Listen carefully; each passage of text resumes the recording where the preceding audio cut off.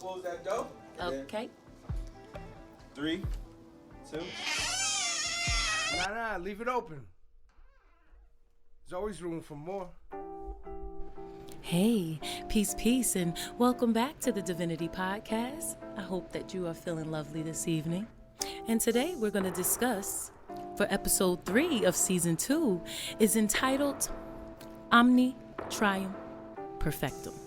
Now, that simply means that everything that comes in threes is perfect. And this is season 2, and I wanted to get right into it and spice it up for you. You know how when you buy those ramen noodles and you add that Frank's Red Hot sauce to it, it gets a little spicy. Hey, well, that's what this is right here. Just you and me. Now, I have 3 topics that I want to get into because this is episode 3 and I had to tie it in somehow. Now, in season 1, episode 3, entitled Iverson, we talked about finding the answers to your truth. See what I did there? And in that episode, we discussed that, all roads lead to you. So the first topic I would like to talk about for episode 3 in season 2 today is being prepared for what we ask for. I know we ask for a bigger house, a bigger car, more money, these things that we so desperately chase, but are we asking for the help to be prepared for it? Because let's be real here. If you just barely getting by right now and you think getting extra money or getting more money is going to solve your problems, what happens when you get that money and you don't even know how to manage it? You live in check to check now, and I'm not knocking you for doing that because we all got to hustle. We all got bills to pay. But if you can't manage your money doing what you're doing with the scraps that you're living off now, how are you going to manage that milli when it first hit that bank account? So it's better to be prepared for these things. Taking a course in accounting, taking a course on financial freedom, taking a course on how to save and manage. Because when you ask for these things, I hope that you're asking to be prepared. And when you want to move from your little studio apartment, that was what I first started out in. I was proud of it. It was mine. I was on my own, just me and my shorty, and it was my own space. I made the best with what I could do. But I always wanted more, But back then, I had to ask myself, was I prepared for it? How do I prepare for getting into a home or owning a house? How do I prepare for that? When I'm the homeowner now, when the sink breaks and that pipe busts, you can't call Julio or your super to come and fix it. No. You got to do that on your own. Oh, yeah, you gonna pay the $5. Or, when you want to get into a better vehicle, but you're not taking care of the one that gets you from A to B right now, how you going to get a luxury car? What's the difference between a 4.0 and a 4.6? Chill, babe. How are you going to live in that car the way you're living in the new car, the one that you have now? Rims all cracked, tires all busted. Air conditioner don't work because you like hitting potholes, doing 80 on the freeway. Police catch me if you can. So I would like for you to get into the habit of saying, these things that I want, am I prepared for it? Now, going a little bit off topic, but not really. When you want someone to apologize to you or have the conversation, that awkward, address the elephant in the room, are you prepared for that? Somebody comes to you and say, hey, I know I did you wrong, but I need to have a conversation with you and I want to make everything right. I want to mend this. I'm asking for your repentance. Will you be ready for that? Or, you've been holding that anger so long that soon as you see that person, you want to go up top on them. Instead of listening to receive, listening to make you better. You all angry. Now you miss your opportunity because you weren't prepared. Now, the second thing I want to get into is when you want to make these changes, are you trusting the process?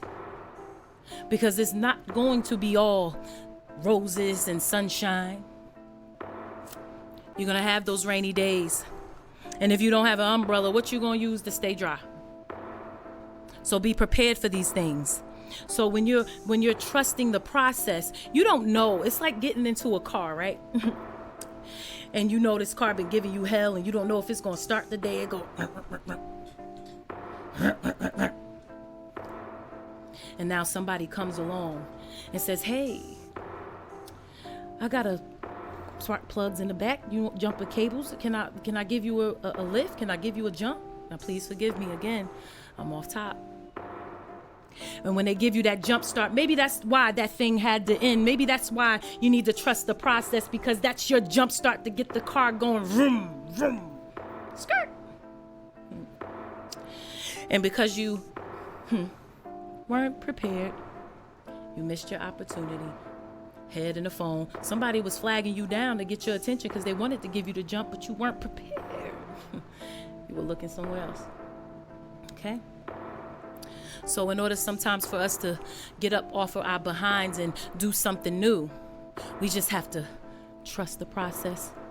And I like going back to season 1 because there's a lot of gems in there too. In episode 22, I told you sometimes life has to be disturbed, because when life disturbs you, it's leading you to greater things to happen. Trust the process. A piece of coal doesn't know that one day, because the pressure gets so tough, it gets so hard, that it's going to be the most beautiful gem in the world, a diamond. So again, this is just things that I try to talk to you about, because my job as a good friend is to help you become aware of these things. Okay? Now the next topic, which is the last one, number 3. We're going to talk about why I chose the words chance, the word risk, and the word decision. 3 words. Episode 3. Now, if given a chance, because we all could use a second chance. We don't deserve it sometimes, but it's given to us. Now, when you get that chance, would you risk everything based off one decision? See what I did there, Don DeMarco? Are you willing to take a chance and move that risk to make a decision?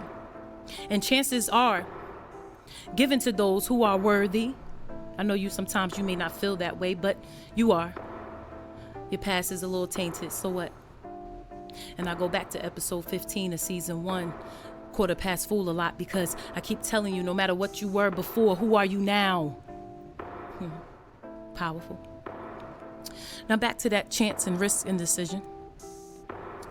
I know risks are to be taken. And if you feel that risk that you're going to take surpasses the possibility of loss, why not take it? Because sometimes you got to lose just to win. Right? Now, when the decisions are made, after considering the chances and the risks that you took to succeed and win, you can look back and say, it was well worth it, because you took the chance that led you to the risk to help you make the decision to trust the process and be prepared. Reverse. It's your affirmative win yet.